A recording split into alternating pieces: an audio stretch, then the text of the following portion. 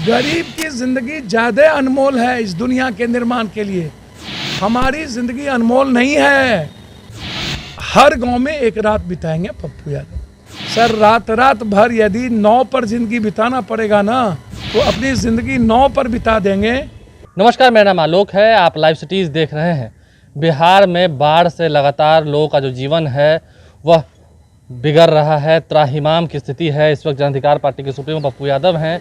लगातार बाढ़ में आप घूम रहे हैं मोटरसाइकिल से, क्या वजह है? बुलेट से घूम रहे हैं। वर्चुअल और डिजिटल की औकात तो है नहीं, हेलीकॉप्टर भी की औकात नहीं है, और हवाई सर्वे से पन्नी में रहने वालों का तो पता चलेगा नहीं। और दुधारू गाय समझ लिया इन लोगों ने 30-40 सालों से बाढ़ को। आम आदमी की ज़िंदगी जानवर से बदतर है। हम चाहते हैं कि सत्ता पक्ष और विपक्ष का परिवार नदी के भीतर, पन्नी के भीतर 2 दिन 3 दिन बिताएं। वर्चुअल डिजिटल रैली बाद में कर लें। और बाढ़ में लोगों की ज़िंदगी कुत्तों से बदतर जो हो गई है, मैं मानता हूं, मैं नरेंद्र मोदी जी से एक आग्रह करूंगा, नीतीश कुमार से, कि जो हालात गरीब के हैं, जानवर से भी बदतर ज़िंदगी जीने पर मजबूर है। मैं मोदी जी से आग्रह करूंगा कि बेहतर है ऐसी ज़िंदगी से उसको ख़त्म कर दीजिए, मार दीजिए। उसकी लाइफ जीने के लायक नहीं है। शायद वो खाना, वो दास्तान जो मैंने नौतन में, गोपालगंज में, मधेपुर में, फुलपरास में, निर्मली में, मरोना में, मधुबनी में जो देखा, हर साल मिडिल क्लास और गरीब की ज़िंदगी समझिए कि वो जीने के लायक ही नहीं बचता। करोड़ों अरबों की संपत्ति बर्बाद हो जाना। एक तो जनता की संपत्ति, प्रधानमंत्री सड़क योजना, आरयू का, ये कभी काम नहीं होता है। और बाढ़ जब आता है, जा रहे हैं आजकल, बांध पर रहते हैं, वहीं खटिया पर कैसे सो जाते हैं, अजीब नहीं लगता है थोड़ा? मुझे समझ में नहीं आता है। मेरा बचपन देखिएगा तो आपको गुरुकुल का भी समझ में आएगा। आम आदमी की ज़िंदगी देखिएगा तो सांप के बगल में,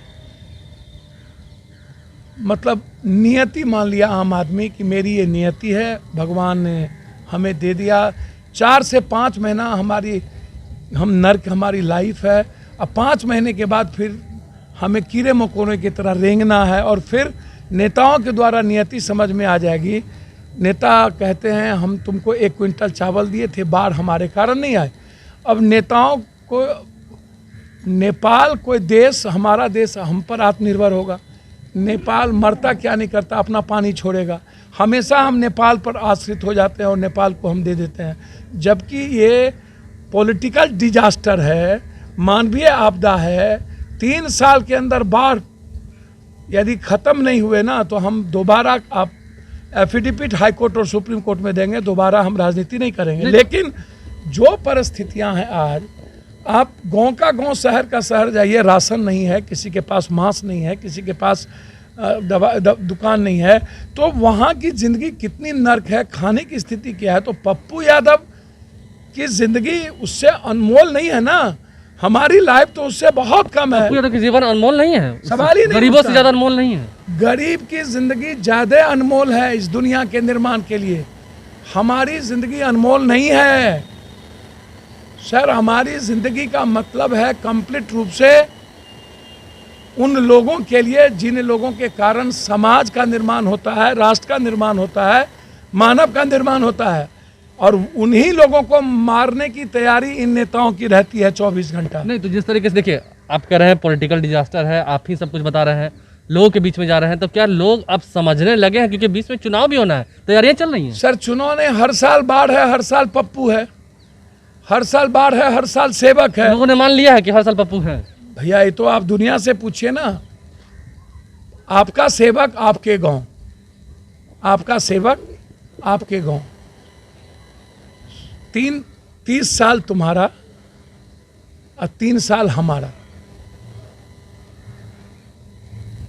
हर गांव में एक रात बिताएंगे पप्पू यादव। और उस ज़िंदगी को महसूस करेगा, बचपन से बिताया, कि जिस ज़िंदगी को मजबूर कर दिया इस सिस्टम और नेताओं ने मरने पर और नर्क में जीने पर।